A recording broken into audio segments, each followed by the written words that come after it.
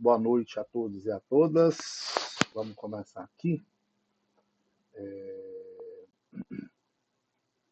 nosso seminário de formação em psicanálise, materialismo histórico dialético, aqui da comunidade Budapeste, e vamos começar hoje uma nova obra, né? Fizemos ali uma longa jornada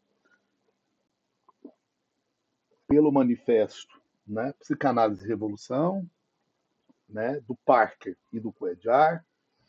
E hoje aqui vamos começar a entrar em um tipo de leitura, né, e de teoria que se promoveu, né, a tentar fazer essa leitura, né, da psicanálise, juntar a psicanálise a partir de uma perspectiva do materialismo histórico dialético e como que isso poderia conversar com a psicanálise. E como ponto de partida aqui, a gente vai tomar o Wilhelm Reich, né, primeiro pela proximidade que ele teve com Freud, né, durante um tempo na vida dele. Segundo, até mesmo do porquê que ele começa, né, e há um rompimento com Freud, né, e com o movimento psicanalítico, né, como um todo, porque o Wilhelm Reich ele é um dos primeiros a perceber que a instituição psicanálise, a partir do momento em que ela começa a se consolidar, ela perde daquilo que tinha de mais potente em sua origem, que era a capacidade de subversão, né? E a psicanálise, quanto mais ela caminhava para se institucionalizar, mais distante ela ficava deste princípio, que para ele é um princípio básico originário da psicanálise, que é a questão da subversão. Ou seja, ela acaba se tornando algo, né, do mainstream, né, do status quo, né, da ideologia dominante. E aqui a gente começa com um livro dele, né, que é o materialismo, psicanálise, materialismo histórico dialético, né, um livrinho curtinho, né, um livrinho aí que até precisa de uma nova edição, para que a gente possa ter acesso, né, a essa leitura, né, de uma maneira mais aprofundada, mas vamos começar aqui. Então vamos lá. Começamos aqui hoje, tá? Em primeiro lugar, a gente precisa, tá? Como está no próprio livro, e hoje eu estou usando aqui recortes das páginas que nós vamos ler, né? Hoje nós vamos aqui até uma página 30 da obra. Primeira coisa que a gente tem que fazer é que essa obra, o Wilhelm Reich, ele é um cara que ele se localiza dentro de uma perspectiva, tá? Que luta contra desvios mecanicistas e economicistas, tanto da psicanálise e principalmente do marxismo. Tá? O fato é que, com a vitória da União Soviética sobre os nazistas, vai se estabelecer uma leitura do marxismo, tá? Principalmente via os partidos, que vai tirar do materialismo histórico dialético aquilo que ele tinha de mais potente, que é justamente, tá, o materialismo, o histórico e o dialético de todas as suas leituras. A leitura vai se tornar mais economicista, num sentido vulgar do termo, né? É aquilo que durante muito tempo e até hoje, né, para aqueles que compreendem pouco Marx, leram pouco, né, Marx, né, ou que leram, não se aprofundaram, né, de que Marx e Engels, o marx-engelianismo, ele não tem nada de mecânico, muito pelo contrário. Ele se baseia numa premissa que é materialista histórico-dialética. Tá? Ele parte de uma realidade posta, tomando como base de análise que essa realidade posta como um objeto, como já ensinava Hegel, está em um movimento histórico e esse movimento ele é dialético. Né? Ele parte de uma tese, se encontra com a antitese e a partir disso se produz o quê? Uma síntese. Tá? Então aqui a gente precisa colocar em algumas questões o seguinte, porque Freud, no Psicologia das Massas, e principalmente o Freud já do final da sua vida, que é um Freud extremamente pessimista, é um Freud que já começa a fazer uma análise que a civilização era algo, né, que não teria jeito. como comunidade, que nós, seres humanos, naturalmente estaríamos dados, né, a um determinismo do grupo, e a partir desse determinismo do grupo, nós seríamos levados, né, a ações extremamente problemáticas. Segundo, ele também, ao se pautar por uma perspectiva que não rompeu com o idealismo, ele partia da premissa que o psíquico é de uma ordem apenas interna, apenas da essência do homem, e que ela não teria uma relação dialética com a realidade concreta. Isso é um problema, porque, de um lado, Marx fala, né, que as massas, né, elas, por questões que é da própria natureza psíquica humana, seriam massas aonde as pessoas vão se abdicar de sua individualidade. E com isso elas caminhariam, né, de uma maneira extremamente violenta e reacionária. Já os marxistas já diziam o contrário, que as massas elas tinham em si um germe revolucionário, a partir do momento em que ela passa por um processo de conscientização da sua condição como explorada. E é aqui que eu consigo compreender como o Wilhelm Reich ele consegue perceber que a psicanálise e o materialismo histórico dialético poderiam contribuir em si para pensar o sujeito, aquele que nós recebemos dentro da clínica, como um resultado direto das contradições do mundo capitalista. Então, o Wilhelm Reich ele vai estar pontuando isso de uma maneira muito mais direta do que o próprio Freud fez. Porque o Freud fala de mal-estar da cultura, mal-estar da civilização e etc. O Wilhelm Reich ele vai estar literalmente localizando historicamente o que é essa civilização. E deixando muito claro o que é essa civilização. Né? De que ela, né, é um lugar de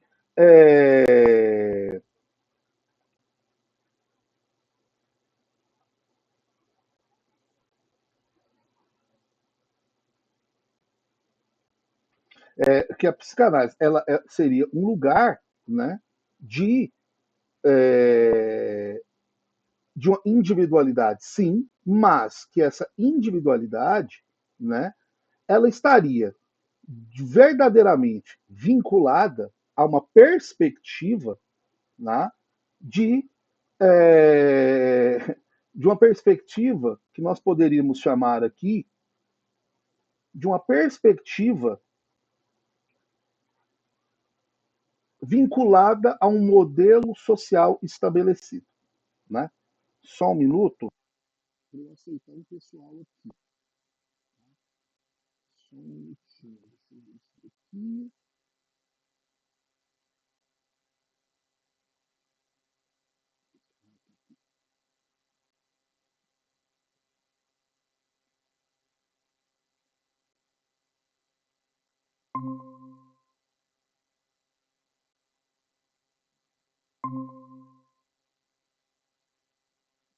Aqui. Vamos nos perder aqui. Boa noite, gente. Então vamos lá. Vamos aqui concentrar justamente nisso. Tá? O Wilhelm Reich está trabalhando dentro de uma perspectiva em que ele não admite, não reconhecia, em que a psicanálise começava a se encaminhar a partir de um determinado momento, e isso é muito importante, tá? De que a gente faça a crítica e a autocrítica, a psicanálise com Freud, a partir da IFA, com a morte do Ferenc, o afastamento de alguns outros personagens da psicanálise, né? Ali uma consolidação do poder da sociedade psicanalítica da Alemanha, porque foi um sucesso a psicanálise da Alemanha, tá?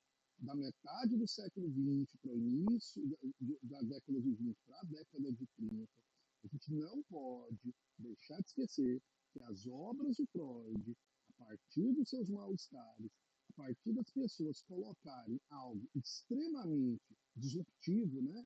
Que a obra de Freud, o mal-estar da cultura, o mal-estar da civilização, estariam falando de um mal-estar que a gente sofria, é bom a gente, a psicologia das massas, etc., o que o Wieland percebe é algo que, quando eu fui ler Freud, isso para mim ficou muito na cara, mas também fica muito claro para outros leitores. Eu tive a oportunidade de um dia estar com o Ronaldo Manso. Ronaldo Manso, eu falei, não, Rodrigo, isso aí que você está falando é correto. Né?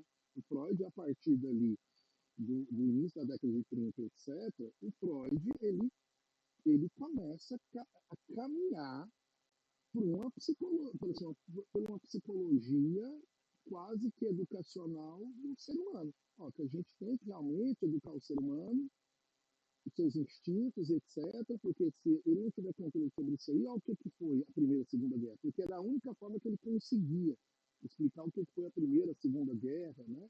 O que era como se a Primeira e a Segunda Guerra tivesse sido algo de disrupção do nada, né?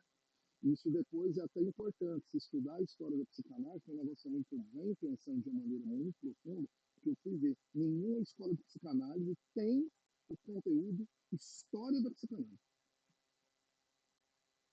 Não tem. E quando eu falo de história da psicanálise, não é contar de onde é que Freud veio, é contar a história da psicanálise. Como foi construídas as instituições, como é que os conceitos se tornaram hegemônicos, onde que determinada quem que foi afastado, quem que foi retirado, quem foi colocado no esquecimento e etc. Como que as instituições sobreviveram, né? Quando as pessoas hoje falam Hoje tem Jung, uma obra, Rodrigo, que pode tenha falar. essa que faça essa averiguação toda, que Eu sempre concentre, na falo, e verdade, aqui a gente sempre coloca no grupo, isso eu não tenho medo de falar. A psicanálise, como ciência e movimento, ela tem medo da história. Ela não gosta da história. Ela não gosta. O Freud, ele era um cara que a Ana Freud e a galera em torno dele, ele tomou todas as precauções para proteger a memória dele, sabe? Para que o totem não Ruiz, ficasse, né? Para que ele não ruísse. O que ele pôde destruir, queimar coisas que eram extremamente particulares, né? Tanto que ali o arcabouço que a gente tem do Freud é algo que a gente consegue ler do entorno. As cartas dele para o Jung, Firenze, as cartas com a Sabine Spielmann, que agora, né, foi traduzida agora a obra dela no Brasil, né? E a galera tá meio assim, porque a pessoa que a apresentou, né, eu esqueci o nome dela, ela vai afirma, quem fala que o inconsciente é como linguagem não é Lacan, é Sabine Spielmann, né? E quem já leu sabe que ela já trabalhava com a linguagem desde sempre, porque isso era uma prática da psicologia soviética. Então, assim, sabe? Esses silenciamentos, essas coisas que não são ditas, né? A própria sociedade internacional é um problema você ter acesso aos documentos para você pesquisar, né? O livro da Helena Bresnak, que ela fala sobre a sociedade brasileira de psicanálise do Rio de Janeiro, né? E ela foi uma torturada. Ela dizer como que a sociedade brasileira de psicanálise do Rio de Janeiro ela contemporaneizou com a ditadura, com membros da sociedade, né? E aí tem o famoso Amilcar Lobo, né? Que era um psicanalista, né? Que estava ali fazendo a formação torturado, estava em sessões de tortura, né?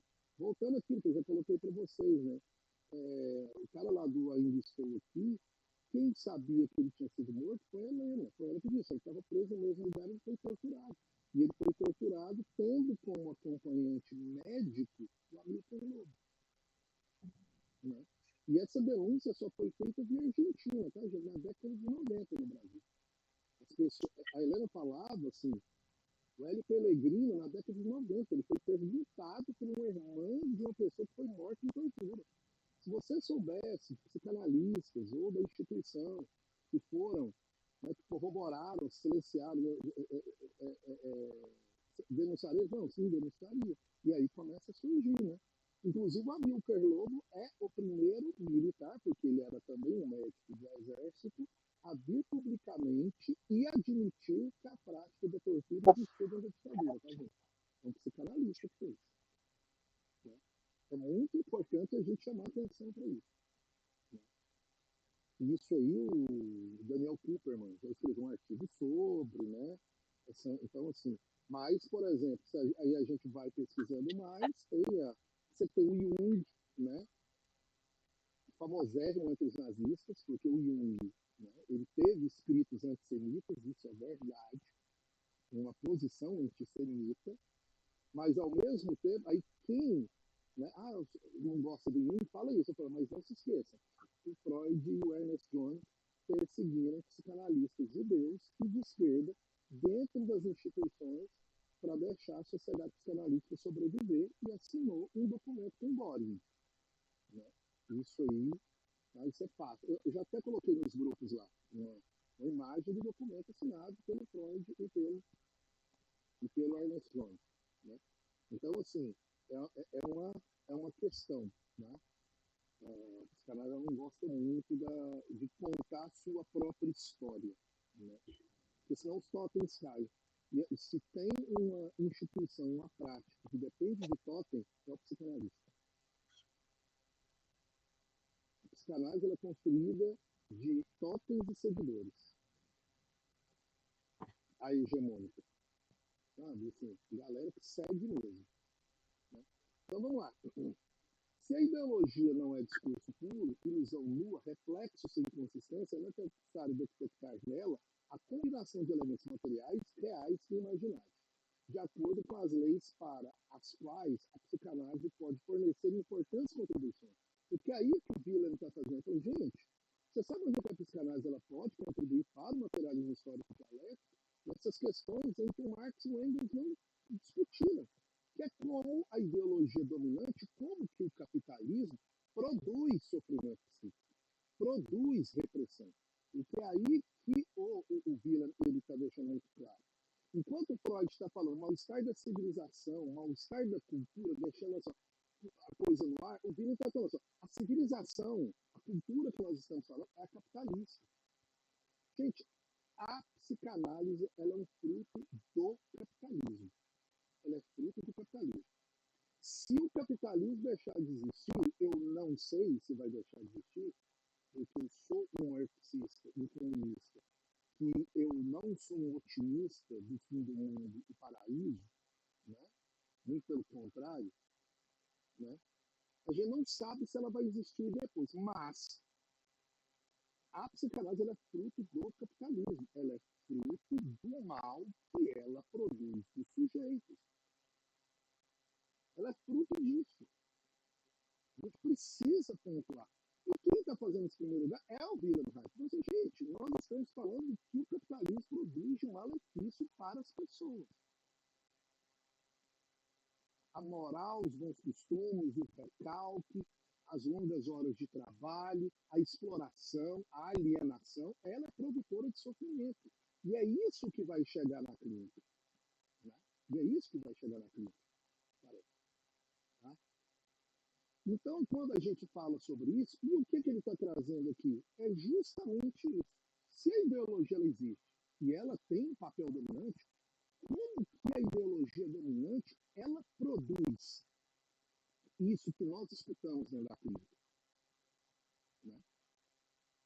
O Wieland está preocupado com isso, mas pensando de uma maneira mais ampla. Lembrando que a Alemanha, a prática psicanalítica, ela vai ganhar corpo e vai ganhar um corpo social, de ser uma prática que ela vai ser mais socializada do que Viena, gente. Isso o próprio Freud, ele já deixava claro. Ele fala, ó, gente, tanto que ele até dizia para alguns, ele na Sabina Spielmann, né, quando a Sabina ela está querendo sair da Suíça e ir para algum lugar, né, para trabalhar com psicanálise, ele fala, vai para a Alemanha. Vai para a Alemanha, porque lá você vai encontrar tem mais pacientes na Alemanha do que em Viena. Tem mais em Berlim do que em Viena. Lá a coisa está bombando. Aqui, né? E se não me engano, hoje na Alemanha a prática psicanalítica é uma prática reconhecida, só que você parece que tem que ter formação universitária, se não me engano, na Alemanha, para você praticar. Dificílimo para ser psicanalista. Dificílimo para ser psicanalista. Aqui você tem que ser médico ou psicólogo, parece, aí você tem que entrar, você tem que ter um tempo de análise com aqueles psicanalistas que estão inscritos em algumas instituições, e daí você tem prova oral com não sei quantos psicanalistas, é muito difícil. Aí eles vão aprovar, aí tipo, ok, pode estudar psicanálise. Me parece que são 4 anos. Mas na Europa, na Espanha já era difícil, mas aqui é muito mais, porque eu procurei saber, eu falei, impossível. Primeiro que eu não sei nem falar alemão, né? E daí, para conseguir, Mas eu vi que tem alguns cursos que eles dão um curso de psicanálise para pessoas de fora, assim, para ter uma base da psicanálise. Mas para estudar aqui, ser psicanalista, aí é diferente. Eles herdaram a sociedade psicanálise da Alemanha. O Abraham, ele era contra não médicos atender. Para o Abraham, ele era contra. Enquanto o próprio Freud, o Firenze, né, a Sabine Spielmann, eles defendiam que não médicos poderiam estar atendendo, o Karl Abraham, ele era de maneira veemente contra. Ele era de uma maneira veemente contra. Né? Que isso deveria ser uma prática médica. Mesmo ele participando tal do comitê secreto, a sociedade do Freud tinha um comitê secreto. Freud, Firenze, Abraham, Rank, né? Seriam eles os baluartes que manteriam a psicanálise no seu eixo, que não deixaria a coisa. Aí o Ettington, também, se não me engano, de Budapeste. Então, assim, eles prezariam, eles protegeriam a psicanálise. Né? Então, é necessário a gente entender isso também. Tá? Isso eu já sabia, que na Alemanha é assim. Então, assim, para você atender, você faz a medicina para você ser aceito para atender. E sempre foi assim na Alemanha. Sempre. Desde quando formou a Sociedade Psicanalista da Alemanha. Sabe? Os entraves para você ser psicanalista. Né? Na verdade, para mim, isso aí nem é rigorosidade. Para mim, isso realmente é você criar um nicho apenas para médicos. Né? Se fosse pelo menos uma universidade de psicanálise, a gente poderia refletir sobre, mas é quando você tem. E é a base da Sociedade Brasileira de Psicanálise de São Paulo, ou Sociedade Paulista de Psicanálise. Você só pode ser médico ou psicólogo. Né? Então vamos lá. Heinrich, aquilo que consideramos importante revelar aqui, e também em sua importante contribuição para a articulação da psicanálise, então rotulada de ciência burguesa pelo mecanicismo mecanicista, principalmente pelos stalinistas, tá? Quer dizer, ali quando o Stalin ele se torna, né, presidente da União Soviética, o Trotsky, ele foi um cara que até quando pôde, ele defendeu a psicanálise como a prática. Na União Soviética se desenvolveu a psicanálise. Né? Só que o marxismo, dentro da União Soviética, naquele momento, por questões internas, históricas, que dá para a gente compreender, acabou se tornando algo monolítico e quadrado. E o Wieland ficava nisso. Cara, nem o marxismo é isso, e nem a psicanálise é isso que está virando. Então, peraí. Ele está brigando nas duas pontas. Por quê? O que é esse marxismo mecanicista, Rodrigo? Como é que é? O que é esse marxismo mecanicista? Eu vi no texto e fiquei com essa... O mecanicista é aquele que acha que Marx e Engels construíram a obra dizendo que tudo é fruto da economia. E eles não fizeram isso. Você entendeu? Que toda análise da vida tem que partir do econômico. Dessas questões rasas sobre economia. Produção, PIB, produtividade, etc. E não é isso. E Marx e Engels não fez isso. É isso que dá essa questão mecanicista, que até hoje as pessoas falam, né? Ah, não, porque o mundo não é só economia, outras coisas. Eu falei, eu sei, o Marx e o Engels sempre souberam disso. A gente, né, vai continuar, a gente viu ideologia alemã. No ideologia alemã, o que os dois estão discutindo? Ideologia. Eles não estão falando de Inclusive, a ideia que eles têm de economia é a economia política, criada pelo Adam Smith. E o Adam Smith não tomava economia apenas, os negócios, o dinheiro circulando. Economia para eles era algo que é o que a Maria Conceição Tavares sempre falava, né? O problema é quando você começa a transformar a economia em ciência exata e tira ela do departamento de ciências políticas. E que ela defendia até a morte. A economia é uma ciência política. E é mesmo. Ela não é uma ciência exata. Tá? Por isso você não pode falar da economia a partir do PIB. A economia melhorou por causa do PIB. Isso é você ser mecanicista. Né? Isso é você ser mecanicista. Né? Então vamos lá. A articulação que hoje compreendemos a enorme importância em Lacan, e isso que é muito importante a gente chamar a atenção, a quantidade de vezes que o Lacan apela para o Marx nos seus seminários é algo que eu não vejo sendo exposto de uma maneira mais efetiva, tá? O Sabag e os chamados pseudo-marxistas que surgiram na União Soviética, tá? Porque na União Soviética a psicanálise era chamada de freudismo, tá? Então, assim. Então, vamos lá. Continuemos aqui. Para qualificar de materialista uma psicologia, não bastará, evidentemente, que ela se ocupe dos dados materiais da vida mental. Não é isso. Não é? A gente não está falando aqui de psicologia baseada em evidências. Tá? Então, gente, isso aqui é o Reich falando lá em 1934.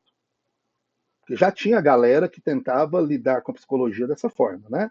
Vamos pegar a questão da psicologia e balizar ela a partir de um empirismo cientificista quantitativo, você entendeu? Falou, não dá. Né? Será, sobretudo, necessário que ela diga claramente se considera a atividade psíquica como um dado metafísico, isto é, situado para além do orgânico. Então, o que ele já está dizendo? O Wilhelm ele está tomando essa premissa. Olha, o psíquico está para além do orgânico. Ou uma segunda função, desenvolvendo a partir do orgânico ligado o quê? À sua existência. Só que ele está dizendo o seguinte, olha, o psíquico está para além do orgânico, mas ele está vinculado ao orgânico. Porque o psíquico ele não está voando. Ele não é um espírito. O psíquico ele faz parte de um corpo. E esse corpo existe. E essa existência, ela é produtora psíquica. E não é ele que está sacando isso. Firenze está falando sobre isso.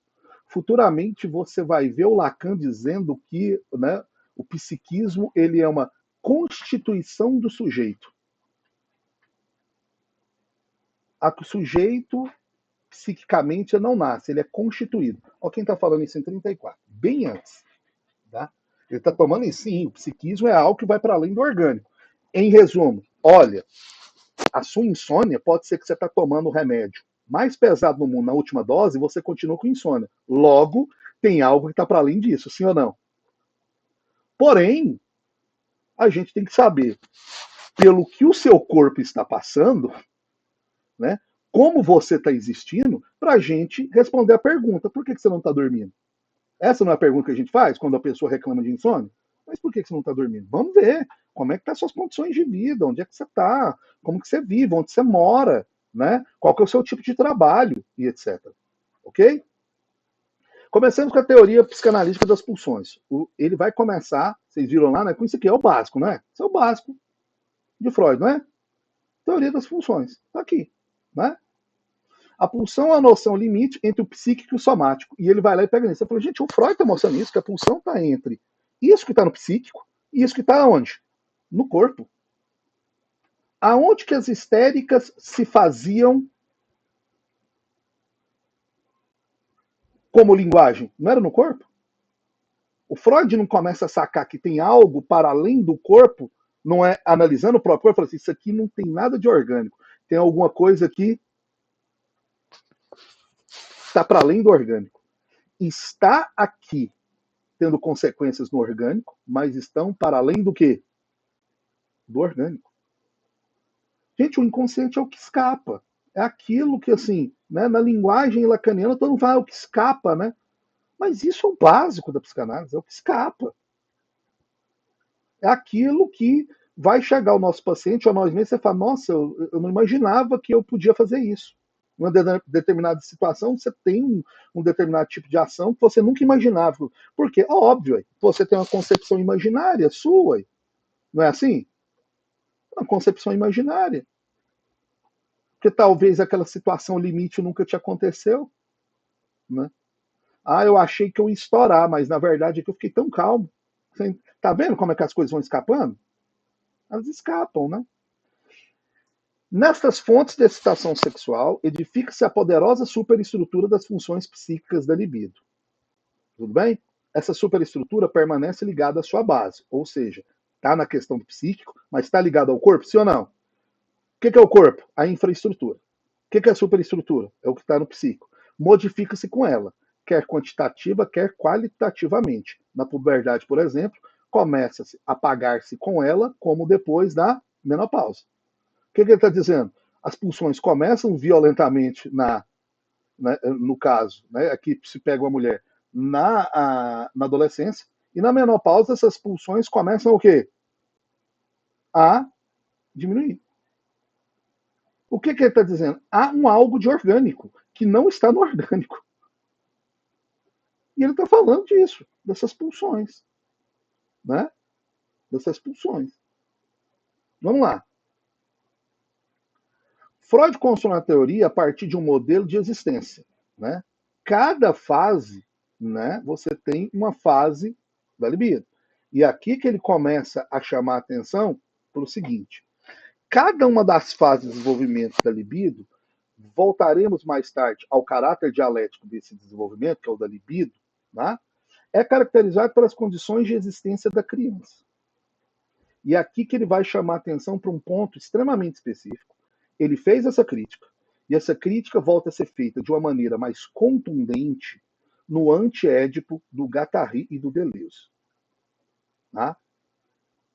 E é uma crítica, não é falar assim, a psicanálise não deve existir, porque ela não leva em consideração isso. Não. Começa a prestar atenção, psicanalistas, nisso. Psicanálise começa a prestar atenção nisso. Olha lá.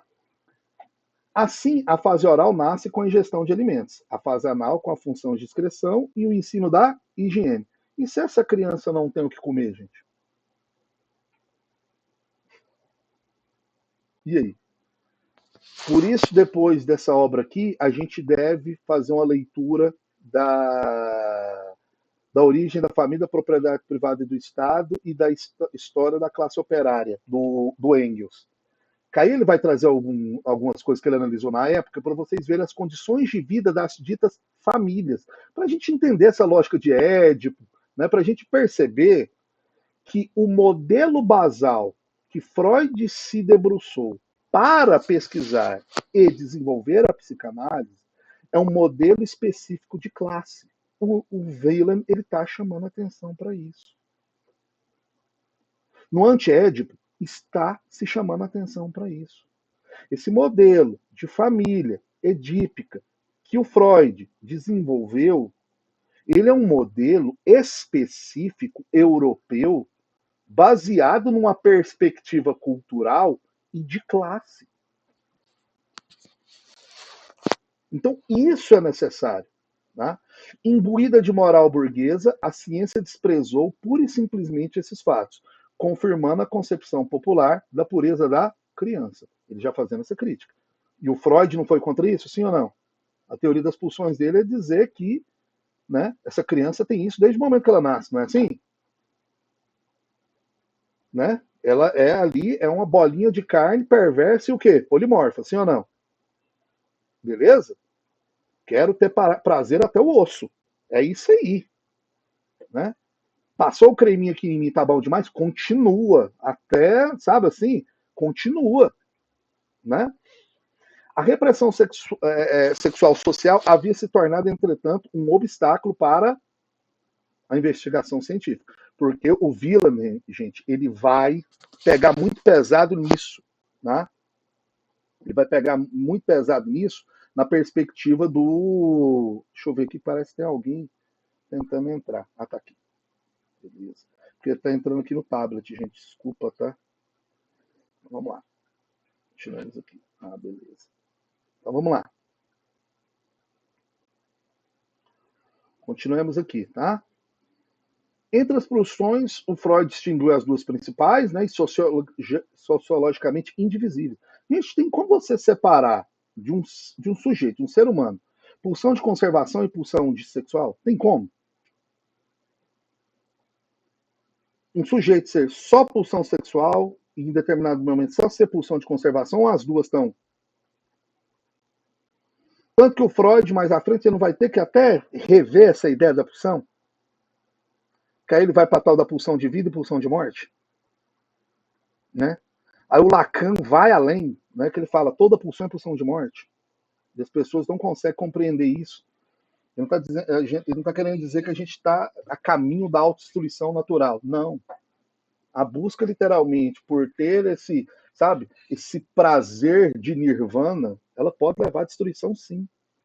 Porque o que a gente busca no final das contas? O equilíbrio. Porque ficar com isso atentando toda hora é difícil, né, gente? É difícil, né?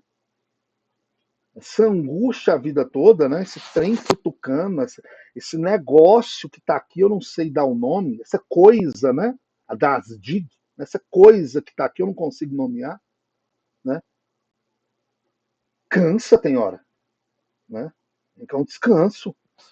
Nossa Senhora, conseguiu o carro, mas não é isso, não é isso. Conseguiu emprego, mas não é isso, não. Viajei, não. Se ele não vai parar, vai. Se aliena do desejo, que aí talvez se aliena do desejo, se dopa, aí talvez você pode sobreviver até a morte. Mas viver, meu amigo, é isso aí. A existência, né, ao duro, né?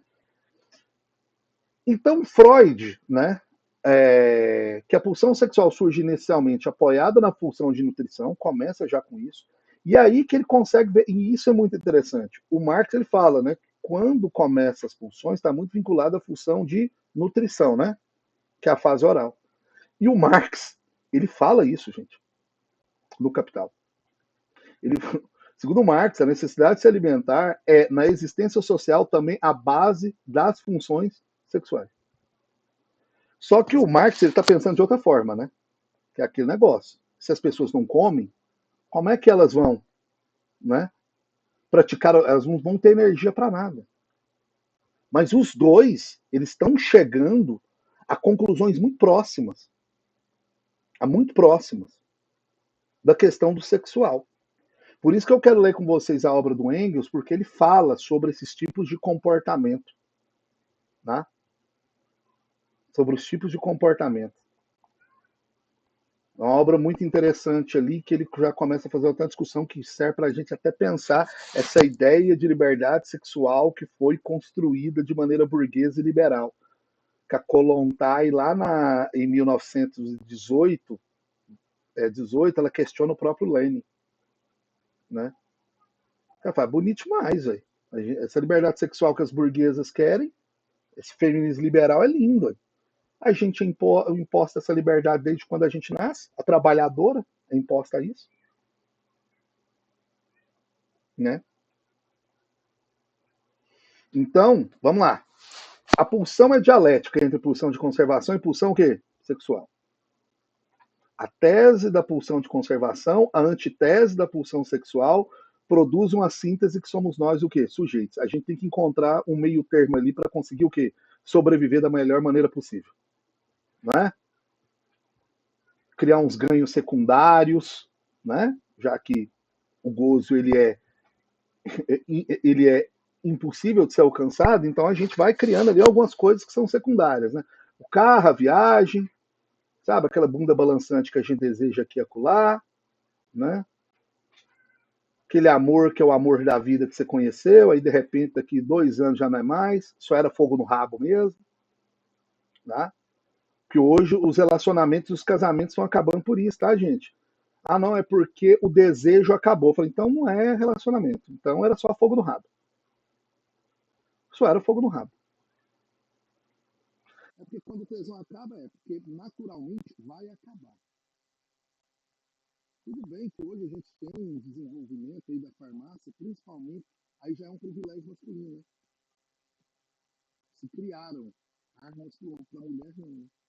Mas mesmo assim, o homem tem isso, mas é muito mais para cumprir um lugar patético de homem, não pelo prazer em si. É cumprir um lugar patético de homem. Sempre lembrando, o patriarcado construiu o ser mais patético do mundo. Qual que é o nome? Homem. Não tem ser mais patético do que isso. Beleza? Então pode ter um escravo de uma genitália igual ao homem. Literalmente falando. Tá? Literalmente falando. Ele é escravo do próprio pênis e ele é escravo da genitália feminina. Entendeu? Homem, por causa da genitália, larga a família. Homem é um bicho extremamente fraco. Justamente porque ele está num lugar de poder. Né? Então vamos lá. O desenvolvimento psíquico resultaria da luta entre essas duas tendências, óbvio, isso aqui é básico, sim ou não? Freudianismo básico, né? Nós estamos em luta. A gente quer prazer, mas a conservação falou, cuidado, isso aí pode te levar para o lado de um precipício. Tá doido? Segura, irmão. Né? Então, assim, o que ele já deixou muito claro, o Wieland deixou? Ele falou, olha para você ver, o Freud, quando ele fala da teoria das funções, ele não se atenta, mas as relações funcionais, elas são o quê? Dialéticas. Sempre há uma tese, uma antitese, e do choque entre essas duas surge o quê? Uma síntese. Né? Continuemos aqui. Tudo que engendra o prazer atrai e tudo que engendra o prazer já te repele. Isso não é o básico da teoria das funções? É, não é? Tá bom, a gente quer. Né? Até enjoar. Né? Tá ruim, a gente não quer de jeito nenhum. Tudo bem? O princípio do prazer determina o movimento e a transformação do estado das coisas. A fonte dessa função é o aparelho orgânico das funções, em particular o quimismo sexual. Vamos lá. Então ele já está falando sobre o quê? É o que nos movimenta. Nós temos a teoria das pulsões, dizem que existe uma força que faz, porque o Freud trabalha com essa ideia de energia e força, né? A teoria do Freud, ela parte disso, né? Da física, né? Da energia, da força. Essas duas forças antagônicas, elas estão ali, lidando entre si, chegando ali em uma síntese desse sujeito, tá? Ou seja, ela está sempre em quê? Em movimento. Vamos pegar um exemplo. Muito da explicação que se dá pela crise das histéricas, que o Freud vai começar a desenvolver essa teoria, é justamente pela ideia da repressão que sexual feminina. Não é assim? A moral burguesa é uma moral que reprime a mulher. Isso Freud diz, ninguém fala isso melhor em um artigo do Firenze, num livro, num texto chamado Sobre a Ejaculação Precoce. O título é esse, mas o texto está falando sobre liberdade sexual da mulher, onde ele vai dizer o seguinte, sabe por que o homem ejacula rápido? Isso ele apresentando a Sociedade Médica de Budapeste. Ele ainda nem era psicanalista, mas ele começa a chegar das teorias da psicanálise. Então, sabe por que o homem ejacula precocemente? Todo mundo esperou que ele ia dar uma explicação orgânica, de tal. É simples. Porque a maneira com que é constituída a sociedade desobriga o homem de dar prazer sexual às suas companheiras. Ele não tem obrigação nenhuma. Ele não tem obrigação ética nenhuma de promover isso às suas companheiras. Por isso que para ele, tanto faz se foi 2 horas, 5 minutos. O que importa é o prazer dele. O prazer da companheira não é levado o quê? Em conta. Isso é genial. Isso é genial. Tanto que um texto ele termina dizendo o seguinte: eu acho que os movimentos feministas deveriam, antes de lutar pela liberdade, pelo direito ao voto, lutar pela liberdade sexual. Ele termina o texto que ele está apresentando dizendo isso. E ele explica por que ele fala. Porque em um mundo patriarcal, independente do partido que governar, que as mulheres votarem, eles vão manter as coisas como estão. Mas se as mulheres lutam por algo que é estrutural, que é o direito ao prazer, Aí os partidos vão ter que. É quase dizendo o seguinte: a gente precisa fazer uma reforma nas leis, sabe? De mudar um comportamento, que isso se torne uma ética do casal. Assim, irmãozão, você tem que bater doído, é uma obrigação sua. Será que é por isso? Desculpa, eu pensei, eu tenho que falar. Será que é por isso que essa cambada de macho que está por aí tem ejaculação precoce e por conta disso tem tanto ódio da mulher, porque ele não consegue dar prazer a si próprio? Que dirá a uma mulher? Na verdade, isso aí é uma continuidade de um processo fracassado, de uma construção que a gente fez, que na verdade, o patriarcado ele é interior ao capitalismo. A mulher com um sujeito, né, que carrega em si, primeiro, psicanaliticamente falando, um gozo que a gente não consegue entender. Segundo, o maior meio de produção que todos os modos de produção precisam, que é o útero, a mulher carrega no corpo dela. E terceiro, ela estar no lugar de submissão, mantendo a família, é a única forma do burguês continuar explorando e o trabalhador continuar trabalhando. Porque se não tem a mulher nessa gestão da família, o sistema entra em colapso. Gente, os países da Europa já estão entrando nesse colapso, gente. A população está envelhecendo. Porque as mulheres se educaram, elas sabem que ter filhos é algo extremamente, sabe? Porra, né? Nossa Senhora, que coisa. Não, mas é isso aí, Ramon. O Conto de Aia, ele é um escrito que está tratando sobre isso, desde o livro. Todo regime fascista, ele prezava por isso. Né? Ele prezava por isso. Por reproduzir o quê? Pessoas. Por reproduzir pessoas. E a mulher carrega o meio de produção que é a favor disso. Por isso que eu te falo, assim, um homem, você não precisa de 50 homens para reproduzir.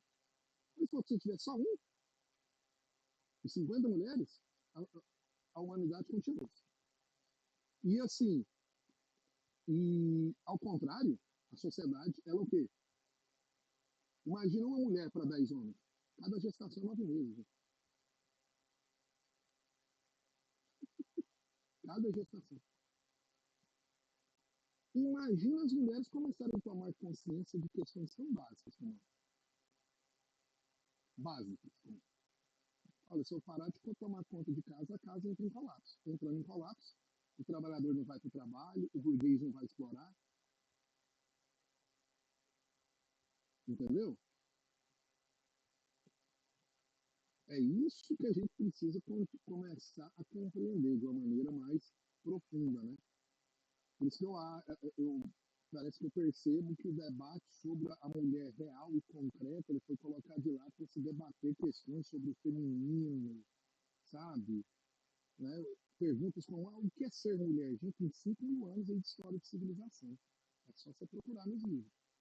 Lá vai determinar em todas as civilizações o que é mulher. Todas. Todas. Isso a gente vai falar que é universal. Todas as civilizações, eu estou falando em geral, vai ter. Ah, mas tem esse grupo aqui, eu não estou falando de exceção, gente, eu não trabalho com regra, né? Então, a relação prática das funções são determinadas por aquilo que Freud chamou de princípio de quê? De realidade. Se tem algo que o marxista faz, é o quê? O que vale pra gente? Realidade o quê? Concreta, meu amigo. O Freud chamou de princípio de realidade.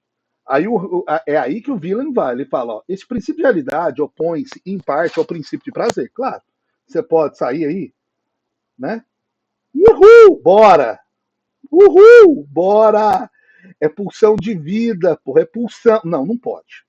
Não pode, você vai ser preso, né?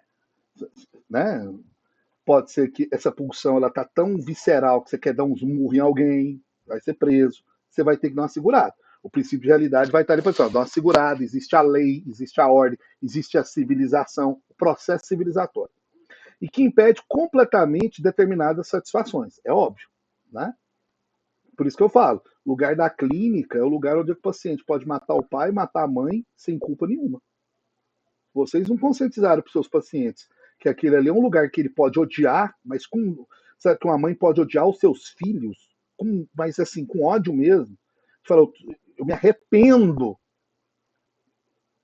Você não vai construir com transferência nunca. Ah, mas eu não dou conta disso. Talvez você não sirva para ser psicanalista. Gente, tá aí. Eu, a partir de agora, também vou bater nessa tecla. Psicanálise não é para qualquer um. Não é para qualquer um.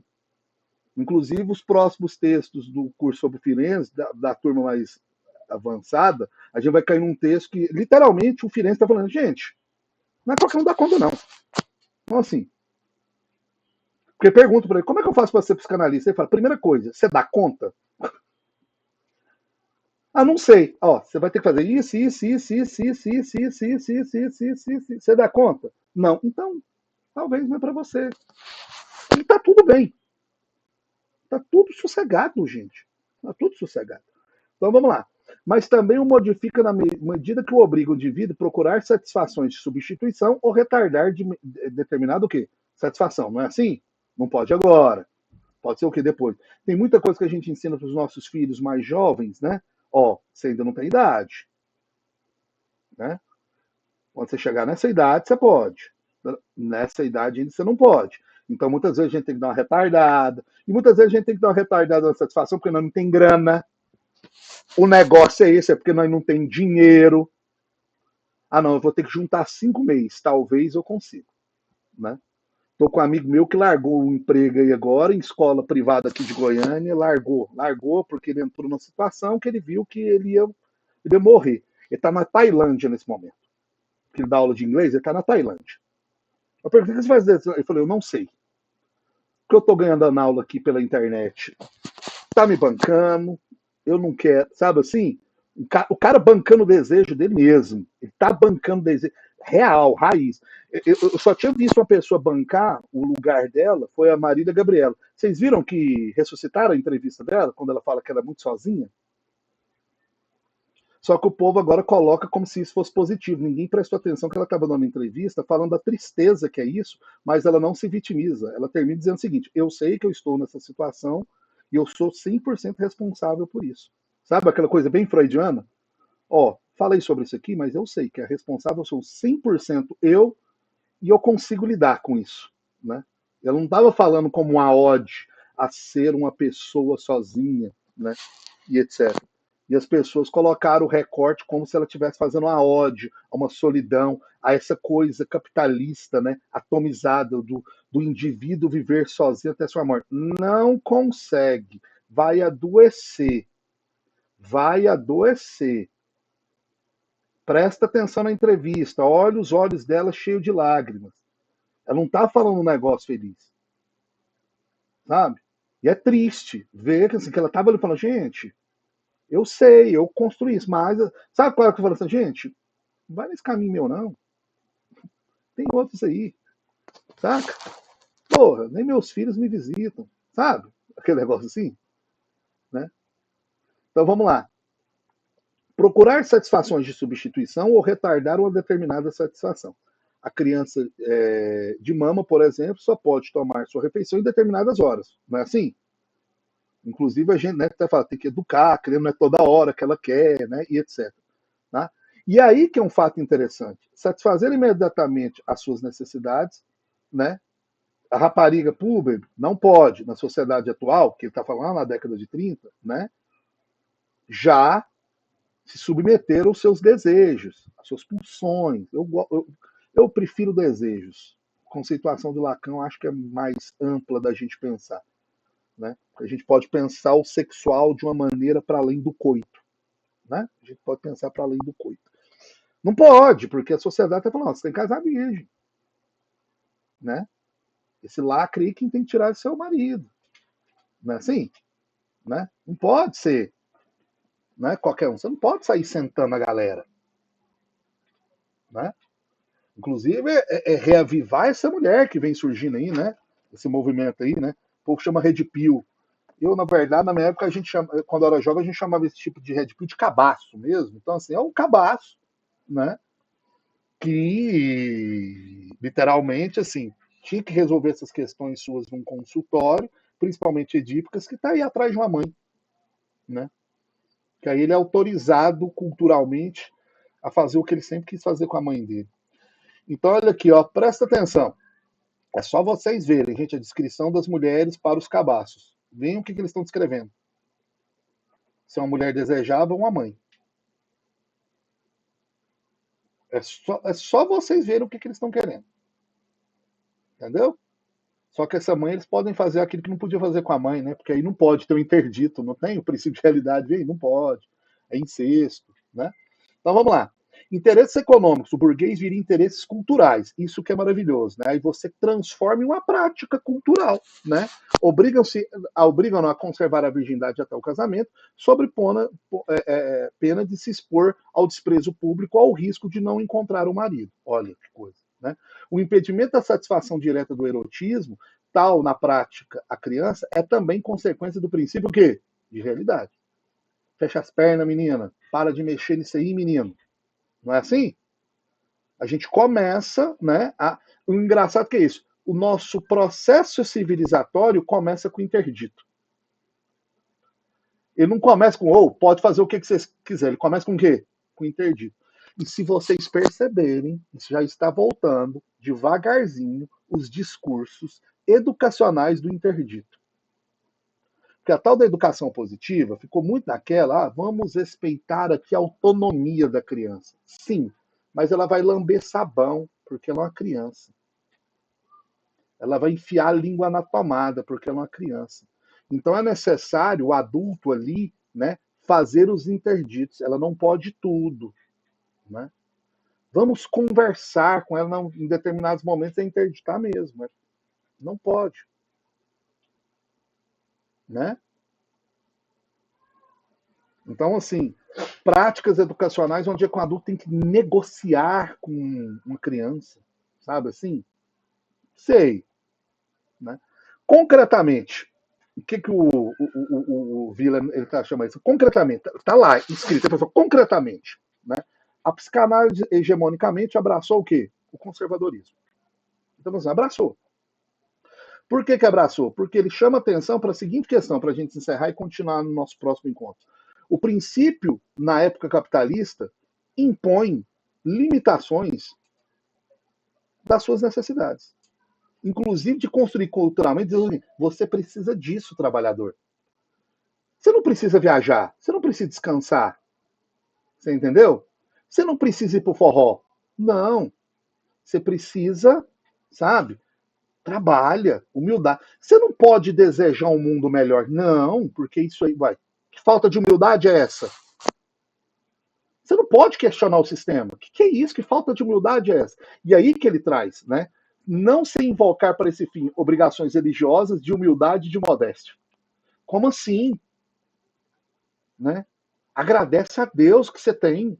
Peraí, mas eu não tenho nada, eu só tenho boleto. Nossa, hoje eu trabalhei 12 horas. Agradece que você tem emprego. Agradece que você tem emprego. Você podia estar desempregado.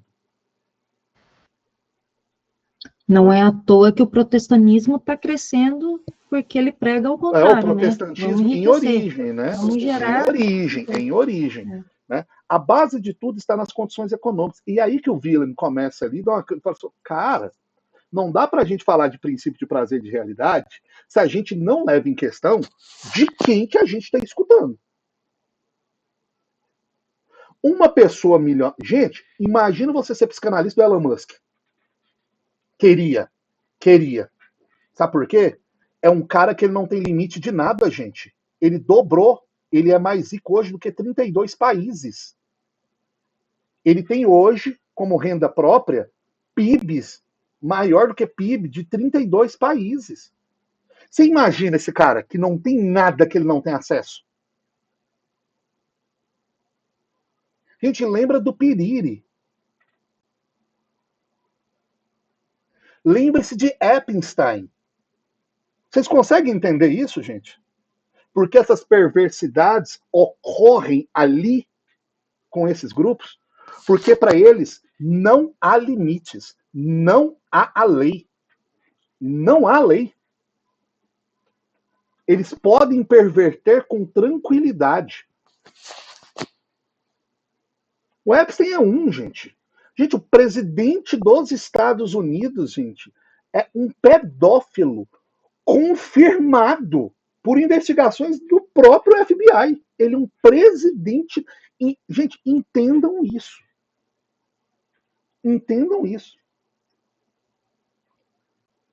Isso é o que saiu. Imagina o que esse cara consegue esconder. Sabe? Gente, depois vocês procuram no Prime, tem um filme maravilhoso da filha lá daquele cantor lindo, negro, como é que é o nome dele? Lenny Kravitz. A Zoe Kravitz, ela fez um filme, ela foi diretora, me escapou o nome do filme. É o filme mais perturbador que eu assisti ano passado. Meu Deus do céu. E quem é o personagem principal é o Jason Tatum. Aí a gente fala, o cara é ator mesmo. Assistam esse filme, para vocês entenderem o que é essa questão da pulsão de conservação e pulsão sexual no mundo capitalista. Para as pessoas milionárias, para a burguesia, não há limite. Não há. Para o trabalhador explorado, há os limites econômicos e os limites culturais, morais que são colocados a ele. Não deseje isso. Não pode. Não pode. Compreenda, a gente tem que começar a compreender justamente. É aqui que o Wieland ele começa a fazer uma crítica à psicanálise a partir de um materialismo histórico raiz, não mecanicista, fala, olha aqui, gente, a gente não leva em conta, porque quem que a gente está escutando nos consultórios? É o trabalhador? Não é. A gente está escutando o quê?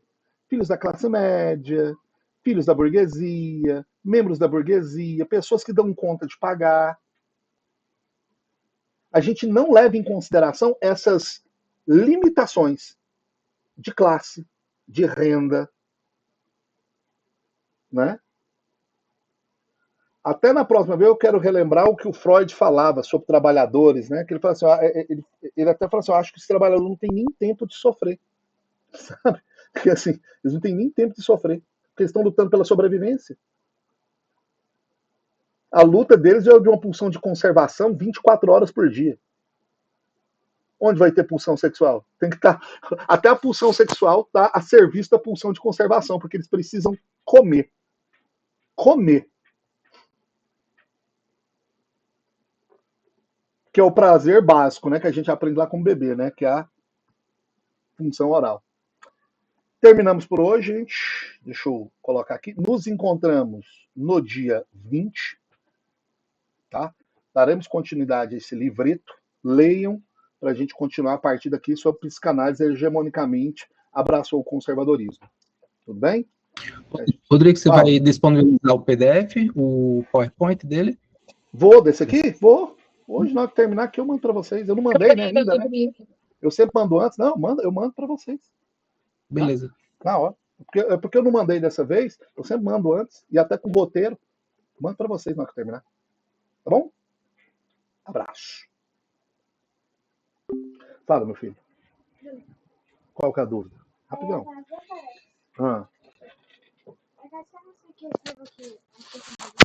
Em sua opinião, por que vários cidadãos, mesmo não sendo obrigados, decidem votar? Mesmo não sendo obrigado, mesmo não, por que vários cidadãos, mesmo não sendo obrigados, decidem votar? Ué, compromisso. Fala, ué, compromisso político. Coloca aí, responsabilidade política. Pronto. Isso. Ué. Deixa eu já tirar isso aqui, deixa eu já colocar o outro. Responsabilidade é com cedilha? Com S.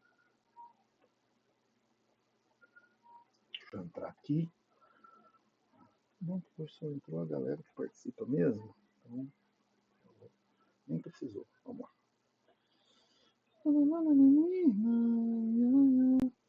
Pum. Seminário.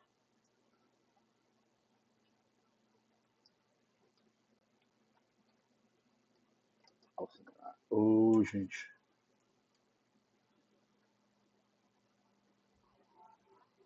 Papai, Ô, a palavra atravessar é com 2 S.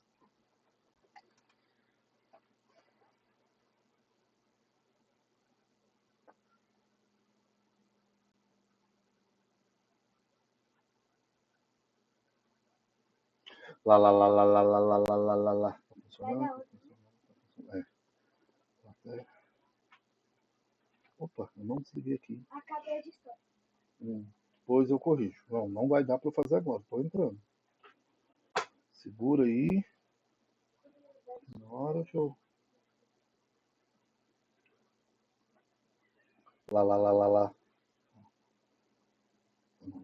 Aqui. Deixa eu aqui participar agora.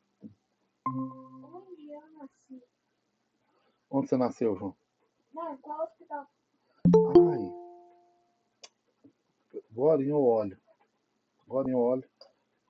Ali no. Chama Fêmina. É um negócio assim. Vou olhar depois.